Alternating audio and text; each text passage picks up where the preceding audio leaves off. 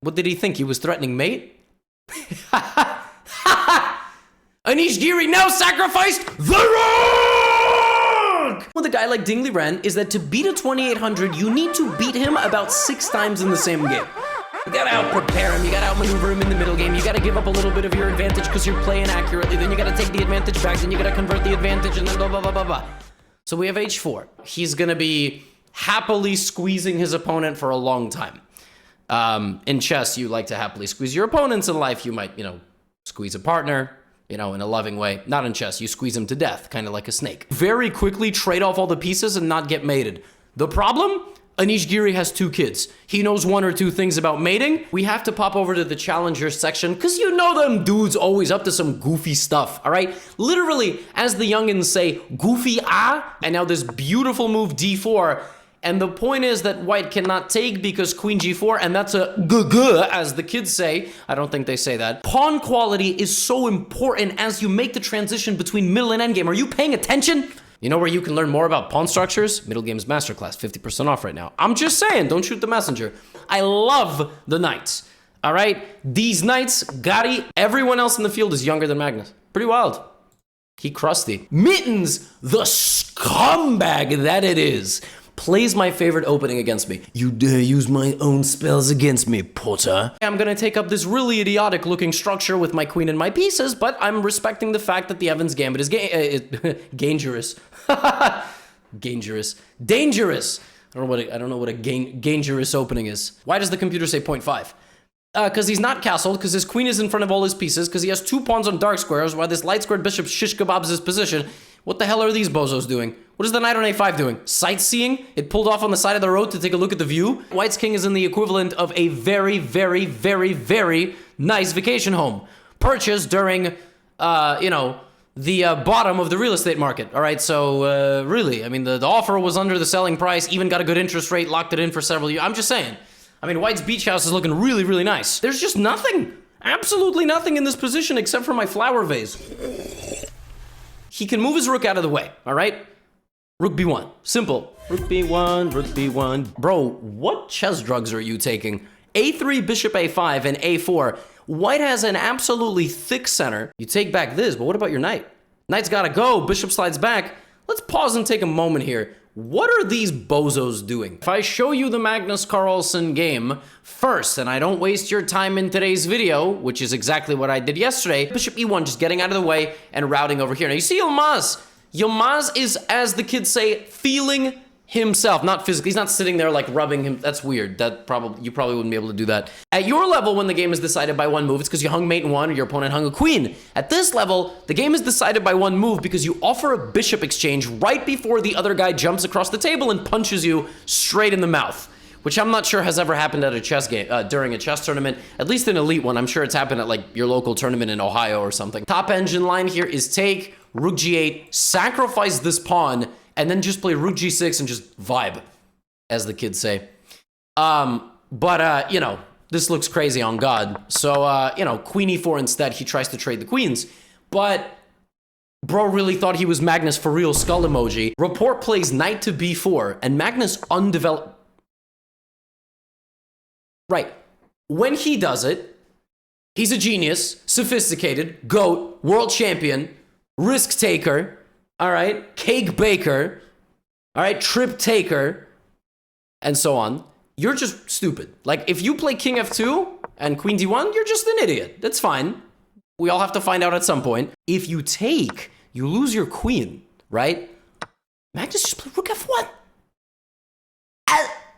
This is the most alpha, sigma, omega, gamma, epsilon king I have ever seen in my life. Black is trying to play in a way that's like provocative and weird, and it gets the people going. He says g5. I mean, he just doesn't say it out loud. That'd be really weird. They don't do that in, in top chess. It's not like Yu-Gi-Oh! I summon! No, they don't.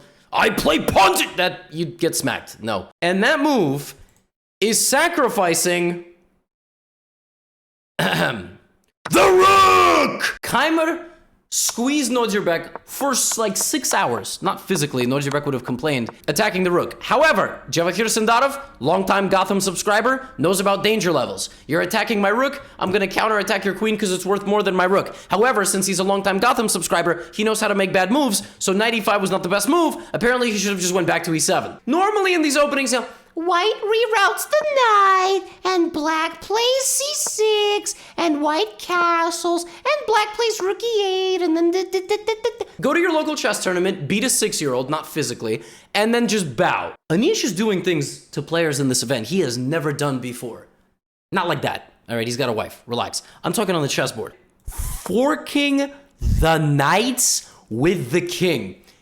That's some bullshit. Like, I'm not even, that is unfindable. He loses the queen or king e1, and that's mate.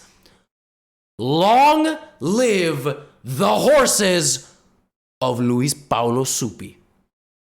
Locomotiva! Let's go! H3 is known as the Adams attack, named after Wednesday Addams. I would love to show you how the 700 ELO mind works. Black went here because his idea was, I'm gonna be so sneaky. I'm going to play the move b4, and then my bishop is going to take this rook because they won't see it. Oh, what is with this sneaky nonsense when you could have just won a rook immediately? Like, there was no questions asked. Black traps his own bishop on the side of the board because me c pawn, me take pawn. Me took 1 pawn, me take 2 pawn. Duh. h7.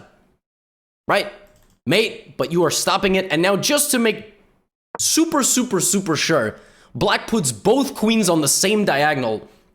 You ain't promoting. It's just not happening. Now, what you don't want to do when you have an extra queen is lose the queen in one move! Oh my god! I mean, how? That's...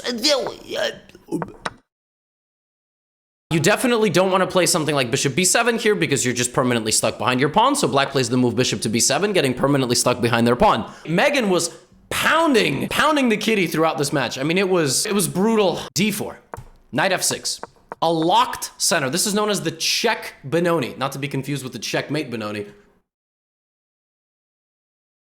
Yeah, you just forget that ever happened. Queen goes to g4. Take, h4. I am the one who knocks. You put your king on the same diagonal as your queen, and you lost it. Yep, well, now white is gonna go on to win this game. Couple of checks. Now just rook b1, rook b8, and that's it. I mean, it's made in just a few moves. Aragaisi in this position was like, yo, Firouzja. Nice king, bro. And then Firouzja attacked his queen. But Sarana's a GothamChess subscriber. So he lost his queen in one move and never got... No, I'm just... No. I'm so sorry. My bishops are laser beaming you. I also have what's called a pawn majorité. You don't have to say it like a French person. I'm just deranged. All right, time to attack. Boop, boop, boop, boop, boop, boop, boop. Boop, boop, boop, boop, boop, boop. Just everybody. Completely locked position. Hikaru's a person, though. He's not a, boot machine. We are at the end of a recap. We are at the moment where a champion will be crowned. The move King G6 allows Anish Giri to sacrifice the rook! Rook takes D6! Yeah, that's chess. I mean, sometimes the game can have like 15 different combinations, permutations, simulations, emulation, stimulation. I'm going nuts. This was put together by Pi, and he has a lot of funny compilations on his YouTube channel. Do me a favor, subscribe to his channel to support him. Here we go.